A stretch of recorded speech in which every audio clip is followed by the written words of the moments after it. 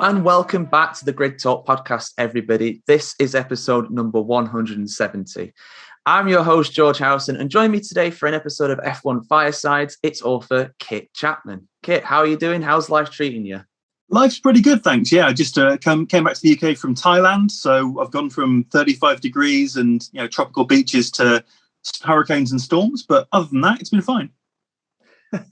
Yes, we've had 3 big storms back to back in the UK. You didn't say which is the better, so I'll take it that the brother's better here. So, so the reason why we are interviewing Kit, I have mentioned that obviously he's an author. I've got the book right here, Racing Green: How Motorsport Science Can Save the World, and it's a very literal title, and it's a very good way to describe the book.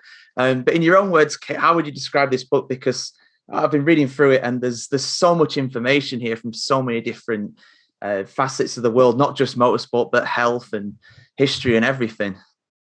Yeah, I mean, I'm a science geek, and I'm a scientist who has been a fan of Formula One since I was a kid. So I was looking for a way to sort of bring the two loves of my life together. And there are so many books that are written about Formula One and motorsport in general that are from the perspective of someone in motorsport, and they don't look at the wider picture. They don't talk about the stories around the science. So I wanted to do something that looked at that. There are so many things coming out of Formula One, other aspects of motorsport as well, that are focused on saving our planet. They affect climate change. They basically protect people. And I really wanted to tell that story in a way that I hope was funny, informative, and immediately accessible for anyone who's just got a passing interest either in the sciences or in Formula One in general. That's a really good way to sum it up. It's I don't want to say it's a beginner's guide to stuff, but in some ways it is, because I found it fascinating. I've done an engineering degree myself, and I got a lot of the stuff that you were talking about, but I felt like even if I didn't have that background, I could understand all of it. You've explained everything in there extremely well. And obviously, there's quite a bit in here. There's a lot of attention to details, a lot of information that's gone in here as well. And there's a lot of time that's probably gone into it as well. And obviously we've had the pandemic over the last few years as well. So from start to finish, how long did this all take? Well, I started it in 2009, and it started in a strange way. I just finished one of my previous books, and I was trying to lose a bit of weight because I'm a chunky monkey. And I'd gone to exercise at a friend's house, and he said, "I can't make it to the gym. Can we go to a mutual friend's house, and he's got a private gym. It'll be fantastic." And the mutual friend happened to be Martin Short, who is a Le Mans driver. On the driveway was a Brabham, and in fact, David Brabham next to it. And suddenly I'm in the world of Formula One drivers and £1 million supercars. And we got talking about the tech, and it just sounded like a great idea for a book. I thought, okay, this is going to be fantastic. I know the stories. I know where I want to visit. We can go to Monaco. We can go over to America and talk to NASCAR. I thought it was going to take me about 6-7 months to get everything together. And then, of course, I'm halfway around the world. I'm in Ashaya, Argentina, where Extreme E is about to have a race towards the end of their season. And suddenly COVID hits. And so everything goes on hold. And that was a real problem, because the book suddenly I couldn't go and visit Williams. I had a visit to Williams cancelled about 8 times. And in the end, I just had to sort of come up and do things as best I could throughout the year. But there was also an amazing story with how Formula One reacted to COVID, and how Mercedes in particular started tackling it and produced 10,000 breathing machines for the NHS in essentially 14 days, which is just phenomenal, going from never having created a CPAP device, this breathing machine, to actually just mass producing it to medical standards. And that really shows the power of Formula One. So it was far more tricky than I thought it was going to be. COVID obviously was a real disaster, but it's small fry considering other people suffering during COVID. So I've got no complaints. No, definitely. We've like you said in the book, we've literally lost millions of people around the world to that horrible disease, and I hope it's on the way out now. We seem to be getting better, obviously, but still ways to go with all that. But I mean, you rightly highlight. I mean, that's the part of the book. That's the chapter of the book. I think it was the Race for Life chapter. I might have got the name wrong, but that's the one that touched me the most personally, because reading about that is something we heard about at the time, but obviously there was so much happening. It's kind of hard to keep on top of it. And a lot of us, including me, I kind of just tuned out of the news because it was so depressing. I just kind of kept myself to myself with that. But reading about it, the way you described it, and that effort by those teams, and that kind of shows that, some people some critics of motorsports like Formula One might say, oh, what's the point? It's just a bunch of playboys going around in £1 million cars. It's just a big show off for all these big brands and all this and that. But in a time of crisis like that, they pulled together using the technology, using the genius that they had at the disposal of some of the smartest designers in the world to save thousands, tens of thousands, maybe hundreds of thousands of lives. Who knows? And I think that's an incredible story that you highlighted there. I think one of the things that I love about Formula One, part of the reason that I probably love it, is that the sport, every other sport, it's the individual and then the technology helps that individual. You know, Lionel Messi is going to be a great footballer regardless of what boots he's wearing. But if you put Lewis Hamilton in a Haas, he's probably not going to win a Formula One Grand Prix. So it's a sport it's not just a team sport, it's a sport for engineers. It's who can actually design the best. And there's some great quotes from some of the McLaren team in the book where they were talking about this, saying there are people who could go on and design, you know, jet fighters if they wanted to, but they don't want to because they would only see it fly once in their careers. Whereas in Formula One, they can see that change happen every 1-2 weeks when they update a package. And so there are so many different stories like that, and how they take the ideas they learn in Formula One and spill that out into other technologies. A great example there is Caroline Hargrove, who went into Formula One. She started working on simulations at McLaren. She actually built the first F1 simulator. She was working with Juan Pablo Montoya and David Coulthard. And now she's designing health apps. She's using that simulation technology to actually build a virtual you, a virtual replica of a human being, so that you can work out how to extend your life through smart choices. So these are incredibly smart people who can really apply themselves and make a huge difference to whole areas of our society. That's the thing. It can be designed for one thing, but then it can be used for a whole nother, or innovated to be applied to the things. That's the beauty of engineering and design, really, isn't it? So obviously you mentioned that this book was a very long time in the making. I'm quite surprised you said over 10 years in total, but obviously particularly... So it's not 10 years. Over 10 years in total. But yeah, so sorry, I mean... Sorry, 2019. Oh, 2019, you said 2009. Oh, my bad. No, okay. It's 2 years and a bit. Okay, 2 years and a bit in total, and obviously you mentioned that Williams, you meant to visit the factory like 8 times or whatever, and it just never happened. And a lot of interviews got put online. A lot of events didn't happen or got postponed. Was there anything particularly that you were looking forward to that got cancelled or whatever through this pandemic for the book? I had invites. I had tickets to pit lane and a GP, and they got cancelled. And so I think that actually being on track, I have been to GPs before, been very lucky that I have actually gone down the pit lane before, had a VIP pass for Silverstone 1 year just for qualifying, but that was just an incredible experience. And I was really hoping to actually see some of the actual pit stuff in action. I had an invite into one of the team's garages, and obviously it just never happened because of COVID. So that was a real down point. But we're talking to some teams at the moment. We're hoping to see what we can do, and maybe in the future. Who knows? Maybe for the next book, who knows? So obviously you mentioned that you're quote unquote bit of a nerd when it comes to this sort of stuff. So what is your background for people that aren't familiar with you? Well, my science background is I'm a science historian now, but I used to work for Chemistry World magazine. I've written for Nature and New Scientist, things like that. PhD is actually in the science and history of atomic bombs and building elements that don't exist on Earth. So messing around with plutonium, stuff like that. But there's enough overlap in engineering and science and some of the basic elements of science to sort of cover that.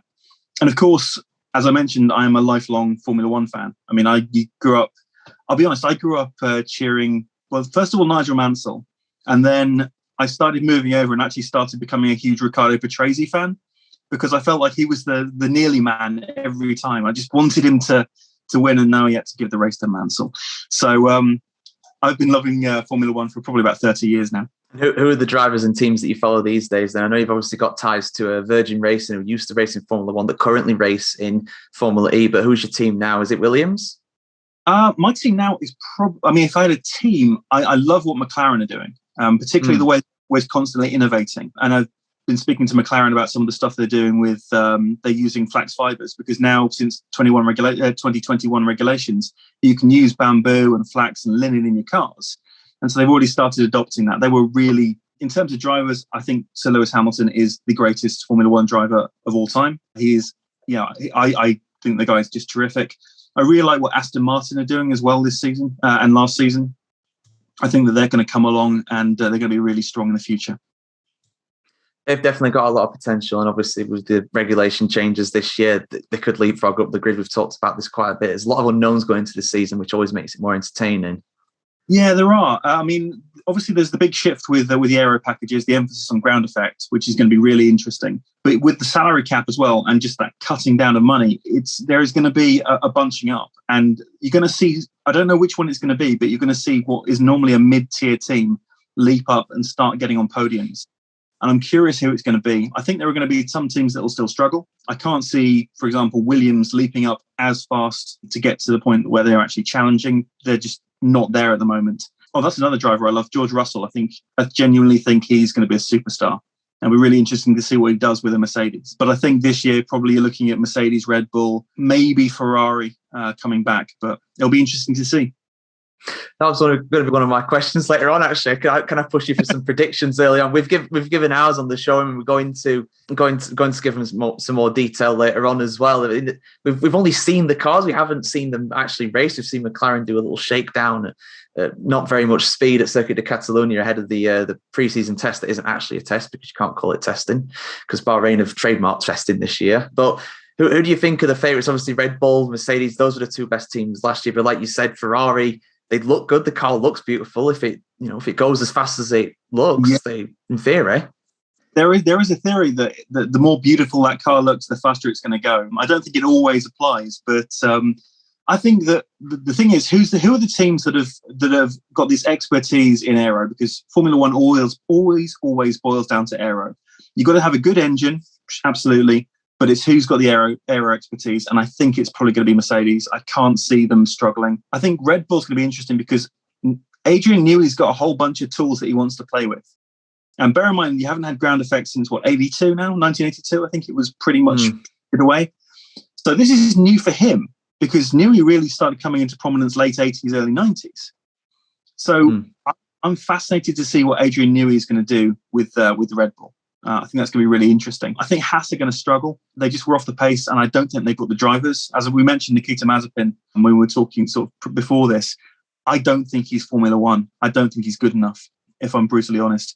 I think it's probably, everyone jokes about Mazepin and things like that. I think that's probably a little bit harsh on him.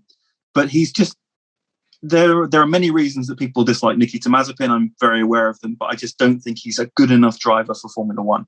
So I think they're probably going to be the back markers this year. Yeah, I think Haas will probably still be near the back. I think they might improve compared to where they were last year, but that's not really saying much because they were really bad, obviously. And I agree. I agree with you about Mazepin. I honestly think he could be good enough for Formula One day, but he's not there right now. I think there is some talent there, but it's obviously it's massively overshadowed by his off-track antics as well. Absolutely. As I said, there are reasons you're not going to like Nikita Mazepin, especially when you put him next to Mick Schumacher, who's got a lot of goodwill. And also, obviously, there's question marks over Haas and the colour of their cars and all that kind of stuff. I don't think that's going to do them any favours this year, given wider circumstances. I think you know what I'm referring. I don't know how oblique I should be referring to that particular design. I think people know. People know.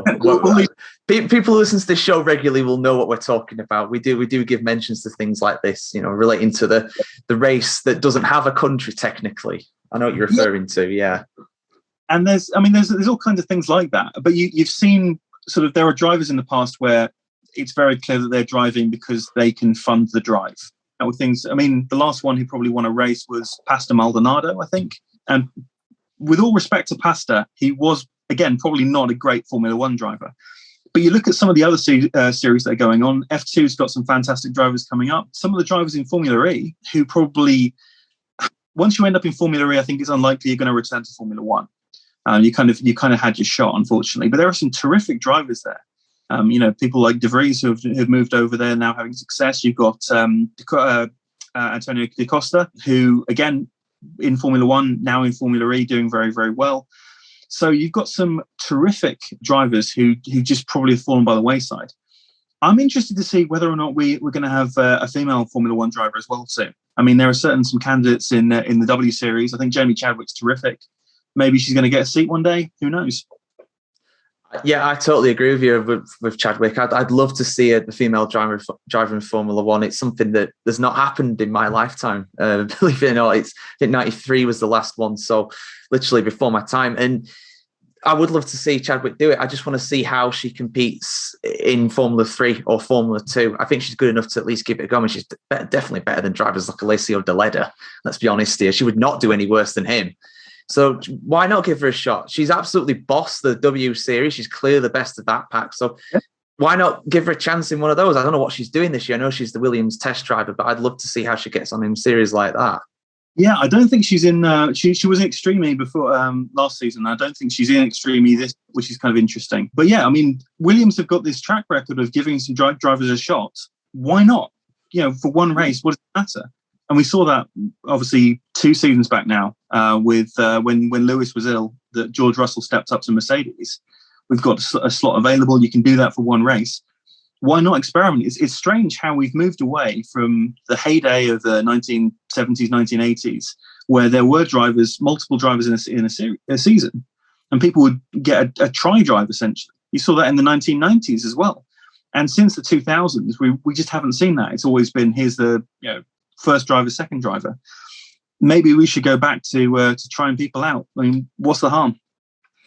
Well, no, I agree with you from a racing perspective. It's definitely more interesting getting some different faces in there, but there's things like sponsorships. Obviously, these drivers and their backers, they pay a lot of money to get them in the car. And if they're saying, oh, you can only do 20 races out of 23, they'd be like, oh, I don't want to send my guy there. I'll send him to something else, Sure, so there's that side too. We're now increasing up to 24 races. And we didn't actually have 23 races until what? 2-3 seasons back, essentially. And we were even considering it. We were at 20 races solid. So you've got a couple of extra races here in territories around the world that might not have the sponsorship opportunities of other major races. Let's give them a shot. What's the harm? I'd love to see someone, zoom around Vietnam circuit, for example. And I think give the new bloods a shot. You might find the next superstar. And if you do, and if you find that Jamie Chadwick, is up there in the top 5 on the grid, then obviously that is inspirational for a lot of women who might think, hey, I can become a Formula One driver. There's obviously marketing and sponsorship opportunities as well. You're right, that's part of the sport now. I just think there's an opportunity, and we shouldn't be overlooking it. I agree in a purest sense for sure. Then obviously the other thing is the super license points, which are so mysterious. Like they say what people get for winning certain series. Like if you win F2, you can get into F1 pretty much. You can get a super license. That's pretty much what it is. But someone like Jamie Chadwick is like, has she got enough? I don't know. It's confusing. I don't know how super license points work, if I'm honest. And I mean, W Series does count now. I think I think they introduced that 2 years back. They actually added them into super license, something like that. So I mean, I don't know the ins and outs of it. And let's be honest, there are bigger problems than the FIA need to address much more rapidly at the moment. But it's something to think about. It's something we should be looking at, because racing's going to really shake up in the next sort of 2-3 years. Once we get to 2025, Formula One, as we see it at the moment, is not going to be the same sport. We're going to start moving away from turbo hybrid. We're going to start looking at other things. We're going to see more ways to try and increase sponsorship, more ways of trying to get more people into the sport. I don't know quite how that's going to shake up, particularly in the technology standpoint, but it's going to be really interesting to see. Yeah, that's an interesting point. I mean, obviously, Formula One, they want to go, their big aim is that they want to go carbon neutral by 2030. And obviously, that's only 8 years away. It's not that far away at all. Now, it's a challenge for them, because bear in mind that Formula E has got the exclusive license on electric. So you can't go with the ICE, you can't stay with turbo hybrid. What are you going to move to? Is it going to be hydrogen? Is that something they're going to look at? Are they going to look at biofuels? Are they going to look at sort of this Paddy Lowe's got zero petroleum, for example. Now he's looking at synthetic fuels, and that's where he's moved off to. It's going to be really interesting to see how they actually get to that carbon neutral point. Yeah, that's the thing, isn't it? It's a big goal, and it's an admirable goal for sure. But they're going to have to make some big changes to be able to actually achieve it for a sport, obviously with so many ridiculous logistics and the racing itself as well. And like you said about the electric engine, it's like it does feel like it'd be a bit too soon for Formula One anyway to go fully electric. Because then if that happens, then you know, a lot of people say, what's the point of Formula E at that point? Which is a question I'm going to pose to you, because obviously you've had a lot of involvement in that series. Yeah, it's one of those things I've actually, because that was, so was really lucky. I had 45 minutes with Alessandro Agag, who's obviously the supremo for Formula E, me. And one of the questions I said was, you know, if Formula One does go electric, what happens to Formula E? And he was kind of a little bit defensive. He was saying, well, you know, we've got this exclusive license, things like that. But it will go to the wayside. There's no question there. It was a really interesting discussion about the W Series as well. If women start moving into Formula One, you start seeing that more. Should we get rid of the W Series? And someone posed them the question that in 20 years, if W Series still exists, is that a success or a failure?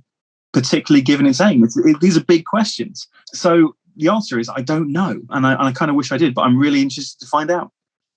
Yeah, no, that's fair enough. That's fair enough. And like you said about the W Series, well, that's something I never really considered. Yeah, if Formula, you know, if W Series is still around, if they feel the need to segregate women out of regular motorsport, it's you know, to give them the spotlight. Yeah, I suppose in that sense it would have failed, because they're having to go to that series. But maybe it could evolve into something else. Maybe Formula E could evolve into something else one day to kind of keep going. Because obviously there's still teams there, there's still investors there, there's still a car there. Yeah, and bear in mind that for Formula One, for most of its history, it's only been around since 1950. But for most of its history, there were non-championship races that everyone went to. You know, so that this idea of racing outside of the championship is something that is well established. We could see all kinds of alternatives going on. It could be that we sort of suddenly dip out and we see something else.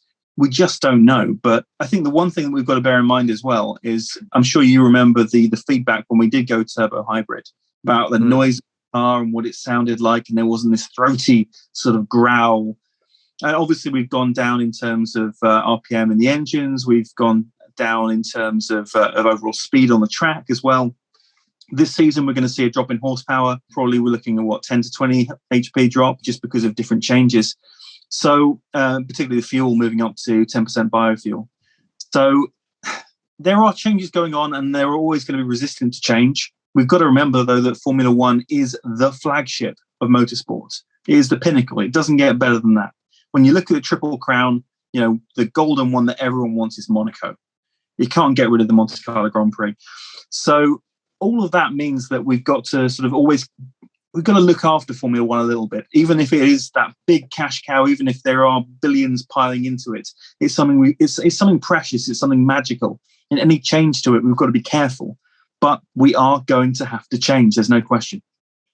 Yeah, definitely. And you don't want to give excuses for Formula One, but if you are going to make an exception for anything, it would be for that, because it is the creme de la creme. It is the top of the food chain when it comes to motorsport. But at the same time as well, it has to also drive it. It has to lead the way with these kind of things as well, because it's an influencer. You know, like you said, if Jamie Chadwick got to Formula One, that would influence little girls to go and take up karting that wouldn't have done it otherwise, because they've got a hero, they've got someone to look up to. And I'm sure the same that for a lot of children of colour as well, when they look at Lewis Hamilton and how well he's doing. One of the big challenges really with motorsport in general, but particularly Formula One, is the sheer cost of actually getting to the top. So, I mean, you see kids, obviously, you know, in the streets of Brazil, the favelas, they can make it out from football and things like that. They have no access to a car. They've probably never been karting in their life. You talk to someone like Lucas de Grassi, who's talked about the fact that he didn't come from a particularly rich family. Someone like Sam Bird, whose parents had to mortgage their house just to get him up the ladder. And obviously he did make it to Mercedes in the end. It's an incredibly tough environment to get up to. And we've really got to look at how we're going to foster the next generation, because it can't just be rich white kids driving around the track. Rich white male kids. We've really got to sort of broaden that out. And that's a big question that the FIA has to talk about and has to work out how to overcome. And again, there are whole complicated reasons for it. There's sponsorship, there's things like that. There's driver programs, there's feeder series. How does it all happen? How do you actually restructure the pyramid? But we've got a terrific president now in the FIA who will probably look at this, and we need to start addressing it.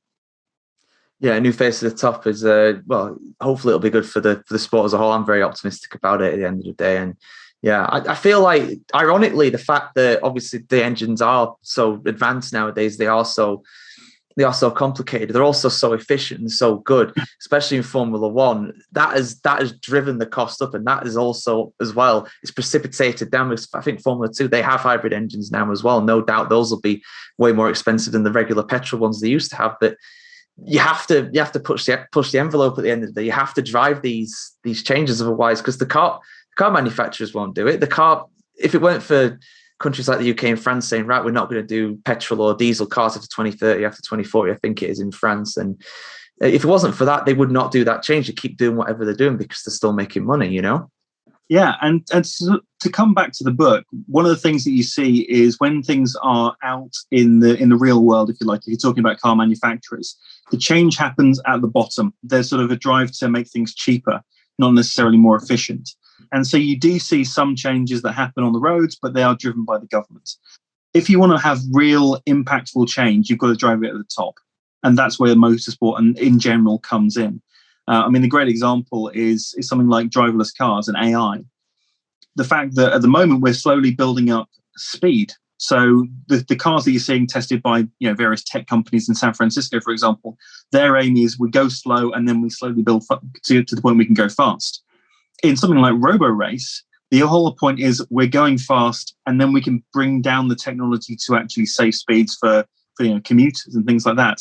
So tackling it from that speed angle and then bringing the technology down. You spoke about that really efficient ICE. Obviously, we've got thermal efficiency above 50% now. That is technology that we can start to adapt to the road, but we need to bring it back. And companies are aware of it. I mean, there was discussion obviously about the MGUH and whether or not that's something we need to remove from the sport entirely because there's no road applications. So people are thinking about it, how to simplify the technology to put it on the roads. But motorsport, as you say, leads the way, and particularly Formula One. Absolutely, yeah. I mean, we've mentioned alternative fuels, and it's not just all about electric. I mean, I found this fascinating. I don't really follow endurance racing that well. I've tried to watch Le Mans, but obviously it's 24 hours. It's just too long for me. I'll see who wins and which team wins and stuff. What was that? Sorry? It is literally a day. It is literally an entire day. There's people in the Grid Talk podcast crew that watch the whole race start to finish. You know who you are if you're listening. I admire that, but I personally cannot do that. But there's an example here where it's where is it? The Forza 8 from the Delft University of Technology in the Netherlands, a hydrogen power car that's hoping to enter the 24 hours of Le Mans. I mean, I remember James May on Top Gear years ago talking about hydrogen powered. I think it was a Honda. I think it was a Japanese car, and he was in America, and he was talking about hydrogen and thinking, "Wow, this is amazing! This is incredible!" And now it's starting to get into racing, at least in that form. I mean, what are your thoughts on that about being potentially the future? I think it's really exciting. I've spoken to a couple of F1 insiders, and hydrogen is something that we talk about when we're talking about alternatives for engines. Hydrogen is one of those strange things because the technology itself, it's actually easier to power a giant city with a hydrogen engine than it is a car, because you have to shrink the technology down. The big problem with hydrogen, obviously, is it's a gas, and everyone immediately thinks about the Hindenburg. Yes, that was hydrogen, but don't worry about it. It's not quite like that. And the problem is containing it. How do you shrink it down into a car? How do you actually put that on your driveway?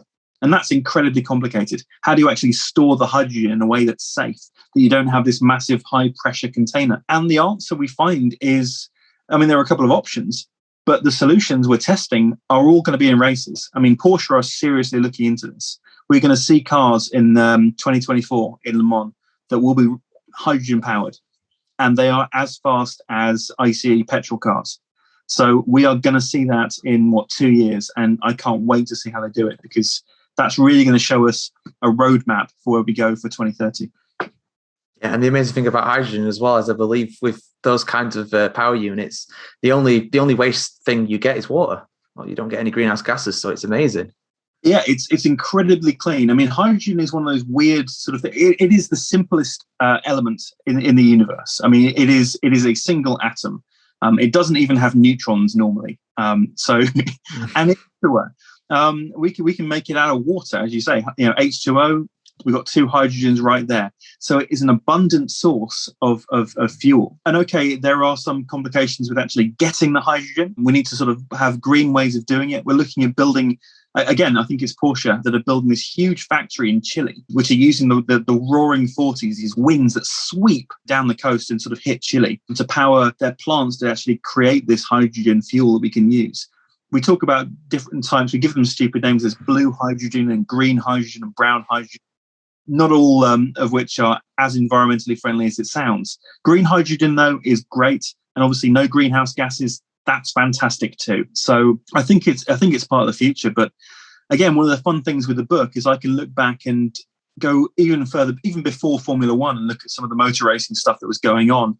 The whole idea of, I never realized that the guy who invented leaded petrol was also the same guy who invented CFCs. Thank you, Thomas Midgley Jr., for ruining our planet. I don't know how he managed to come up with the two worst environmental disasters of the 20th century. That was really fun, sort of delving back right into the start. And again, I never realized that the first race car was electric.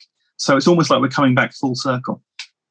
That was something I was going to mention as well. I couldn't believe that. That's an incredible fact, and it's such a shame that we moved away from it. Unfortunately, I guess in the end, the petrol-powered cars were more powerful. But yeah, it's just real shame because you just think what could have been if they ended up going with electric and keeping with a bit like the six-wheel Tyrrell, I think you mentioned in the book as well. What could have happened if that was more of a success if people got behind it? Yeah, I mean, the six-wheel Tyrrell is just something that I absolutely adore. There are reasons that they didn't go with it. Obviously, the problem with a six-wheel car is you've now got to have two sets of tyres because you've got some dinky tyres and some bigger tyres. So there's some teething problems that you have to address. But it just looks fantastic. You look at those races in the 1970s and you see the six-wheeler going around. I think there's now a Williams six-wheeler as well from the 80s that they never actually used in F1 that you can find. Or something like the Fanclaw, for example, that was Bernie Ecclestone tried out, which was absolutely fantastic. But of course, it was a huge cheat. Everyone knew that what was going on. But again, it comes back to the engineers being creative. They are always looking for solutions. And that's why you get things like the double diffuser, or you get I'm forgetting. Gas from Mercedes. Yeah, no, I was going for the ducts, the F ducts. F ducts. I'm sorry. Brain freeze for a moment. You get fantastic sort of innovations, and sometimes they work, sometimes they don't. Mass dampers used in the Renault cars that Fernando Alonso won the F1 championship in twice. All of these little ideas, and suddenly they spin out. So the fact that we're using mass dampers in skyscrapers, for example. Worth now do a lot of work with aerodynamics in skyscrapers to prevent sort of wash going down the streets and blowing people over. We even use them in supermarket freezers to control the flow of cold air, keeping it in the fridge and stopping it spilling out, and that saves energy and stops your feet getting cold. So there are huge advantages coming out of Formula One in all kinds of areas, and that's why I love the sport. Yeah, it's fantastic. I mean, we've covered a lot of things here, obviously, but it doesn't even scratch the surface really with this book. Honestly, if you're into the history of engineering and science, and there's a lot of stuff about health as well. I mean, I was just blown out, and it's something that, looking back on it, I shouldn't be too surprised about, because my son was born a couple of years ago, and he was 7 weeks premature, and obviously there's all sorts of risks around that. But I remember the procedure of actually getting him from the operating table, which effectively is to the first bit of, it wasn't the full on incubator, but it was the little thing where they just put them in, just give them some oxygen and stuff, make sure they're all right. And look, obviously I wasn't thinking at the time, but I look back on it now, just look at the procedure, and I think this really is like an F1 pit stop. And you mention it in the book, and I thought, oh my God, that's not a coincidence. They actually did that. I just find that fascinating. That alone has saved so many lives. At Great Ormond Street, they were watching an F1 race one day, and they realised that the pit stop, with all that coordination of bodies, was exactly the same as moving a small child from an operating theatre. And so they thought, okay, let's introduce our version of a lollipop man, but how do we actually get this right? And the answer was, they went over to Ferrari, they watched them in action, and Ferrari gave them some pointers. They went over to some of the British teams, and they worked with them and actually sort of became expert sort of pit crew handlers for the operating theatre. And then you get things like Baby Pod, which is actually designed by women to transport neonates. It is an incubator that uses F1 tech to keep drivers safe, and it's used to transport some of the most precious cargo on Earth. So I just think that kind of health benefits, you're right, it saves immeasurable numbers of lives. Yeah, as does the safety in motorsport itself, which has saved lots of lives in motorsport, but also in the real world. And, again, another story from, I don't know if I've ever mentioned this on the podcast, but when I was about 10 years old, I was driving with my mum to school, and a car just came over the hill, T-boned us, doing about 60 miles an hour in a 30 zone. We were absolutely fine.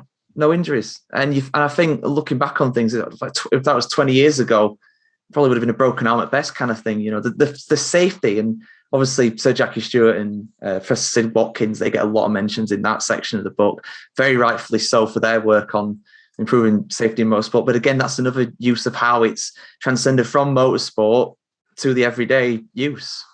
I think that was actually probably the hardest chapter to write, because I had to, at one point, I just found myself reeling off the names of drivers who were killed. And that's just how things were in the 60s and 70s. It was absolutely horrific.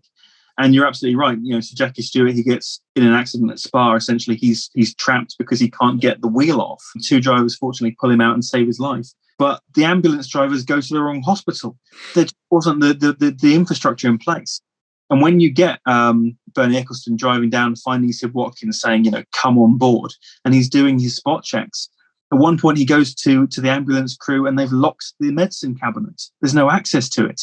Some places don't even have a medical centre. And you see the difference between the quality of care, where drivers are dying horrifically. You've got cases like Ronnie Peterson in the book, Jochen Rindt I mentioned. And then you jump down to the 1990s, where there was a crash in Monaco, and the driver was immediately taken to a specialist brain centre. Almost certainly saves his life. And this being a couple of weeks after the Ayrton Senna crash, and obviously you got Ronan Ratzenberger as well. Since then, we've been very fortunate in that there's only been one tragedy in F1, but you sort of leapfrog. And one of the things I do in the book is I spend 27 seconds, which is the time it took from the crash for Romain Grosjean at Bahrain to getting him out of the car. The fact that there are so many things that go right in that crash to save his life, even though things went wrong. I mean, the fact that the safety cell did crush in and it pinned his leg. There were so many different aspects from the halo, which Roman himself will admit he was initially very skeptical of. He wasn't eager to have the halo. It saved his life. Obviously, today we've got changes to in the 2022 car to prevent things like the fireball explosion we actually saw, that disconnect happening. But so many things went right in procedure, in training, in design of the car that saved Romain Grosjean's life. And so many of those things spill out into technology that we're using in our roads today, from barriers to the actual car design itself, to just how we operate machinery and how we think about the road. And again, that all spirals out of Formula One. Yeah, absolutely. That crash with Romain Grosjean, that was another one I was going to mention too. I mean, obviously we've all seen that. It was horrific. And there's not many times really that I generally think, when I look at a crash when it first happens, and I think, oh, this is going to be really bad. That was one of them, because the massive fireball, and the fact that he jumped out of the car. I think everybody around the world breathed a massive sigh of relief. I mean, that's how I start the book, because I was actually writing about safety while I was in South Korea. I was in this tiny kind of, I'm not allowed to say it's a brothel. That's probably not quite fair. It was a bathhouse. Anyway, it was not a particularly nice piece of accommodation. And I'm sitting there, very, very temporary, getting out to somewhere nice. I'll watch the Grand Prix, and I see the crash happen in real time. And of course, your heart just sort of leaps. It's almost like everything just goes into slow motion. And I remember I didn't see the Senna crash myself. I mean, I was living in Hong Kong at the time, so I was in bed. But I remember the impact it had on my mum, the next day coming down, and she just was in tears and said, Ayrton Senna's dead. I thought that was going to be my Ayrton Senna moment. And the fact that for half a minute almost, I'm watching this unfold and just seeing time go slowly. And then you see him emerge, and he's alive. And yes, he does have some injuries, but they're not life-threatening injuries. He survives. He can still walk. He can still talk. I just screamed. I was just, yes! I can't describe the euphoria of seeing, a stranger who I've never met, who, I'll be honest, never particularly my favorite driver. But just this human being surviving that horrific ordeal was just euphoria. Yeah, and I agree with you 100% there. As a driver, I've never been that much of a fan of Grosjean, obviously for his incidents earlier on his career. But as a guy, as a person, he seems like a really, really nice person. And for him to survive that and be back racing and racing well in IndyCar like he is. Which is fantastic. But the most important thing is he seems like a nice guy. You know, he's a family guy, and their family's still got a dad, and that is the most important thing at the end of the day. Absolutely, yeah. So definitely check out Racing Green. I'm not sure, is it out yet at the time of recording, or it's out March 3rd, so it depends when. Well, time of the recording it's not out, but it will be out just a few days after this podcast goes out. It's going to go out about a week or so after we record this, so it's pretty much going to go out on release day. I imagine we might time it so it's the same. So where can people find it? You can find it all good bookshops. Oh god, that sounds so cliche, doesn't it? But it's true. You can find it in all good bookshops. You can find it in all bad bookshops as well, probably. You can find it online. All good and bad bookshops and everything in between as well. Definitely check it out. Like I said, I highly recommend it. There's so much information in here. It took me quite a while to get through it all, purely because I was just researching some of the stuff you mentioned throughout the book as well. Because whenever I see something like that, I'm thinking, no, this really, I never knew this, and I look it up. So that there's honestly, you can have a lot of fun with this when you can spend a lot of time with it. It's not your first book though. I have looked at your website, kitchapman.co.uk. You do have another book as well that you wrote a few years ago. I do. So that's called Super Heavy: Making and Breaking the Periodic Table, and that is my first love of nuclear bombs. It's how we make elements that don't exist on Earth, and there is a bit of engineering involved, a bit of chemical wizardry, a bit of physics as well. But if you're really interested in sort of how we actually extend chemistry into all the building blocks of the universe, please check it out. And that's came out 2019, I think. So. Fair enough. And any idea what the next one might be? Yeah, I mean, I'm working on a non-fiction one at the moment, which I can't say too much about, but there's probably going to be some traveling around the world because that's just how I roll. And I'm also working on a fiction piece in America. I'm working on a vampire fiction book, which is going to be a complete change of pace. I'm sure it'll be better than Twilight. So I've got a lot of faith in you there. It just mouthed I hope so there. I don't know if it came through on the mic. I'm sure it will be. It will be. Tells as well as Twilight. I don't care. Fair enough. I think you'll struggle to get back on this podcast if you do that, but you never know. No, it's been a pleasure, Kit. Thank you for joining us on this show. It's been a great interview. Thank you so much for having me. And if you want to check out some of our merchandise, you can head over to f1chronicle.com/store. That includes merchandise such as mugs, t-shirts like the one I'm wearing right now, and hoodies. Just head over to there to find some merchandise if you want to go and support the show. You can also head over to our Patreon as well. We've got a few supporters on there now, so thank you very much for your donations. Helps us get better mics, lights, and recording equipment, of course. And if you leave us a 5-star review on iTunes, you get a shout out at the start of the show. And we also normally go out live. This one's not a live one. This is a pre-recorded episode. But after the session is finished, whether it's qualifying or the race, we normally go out about an hour or so live on our YouTube channel, F1 Grid Talk. And you can also find us on Amazon, Apple Music, Spotify. Scroll down, there we go. Verbal, Omni Studio, Pocket Cast, and the F1 Chronicle website, of course, where you can catch our big back catalogue of shows. 170 episodes now. We're getting towards 200, which is just incredible. We couldn't do it without you guys. Kit's nodding in approval there. I'll take that. We're going for a few years now. And yes, we'll be back at the weekend to go over the new 2022 regulations for everybody that's wanting to get the lowdown on those ahead of the new season. Until then, goodbye and thank you very much.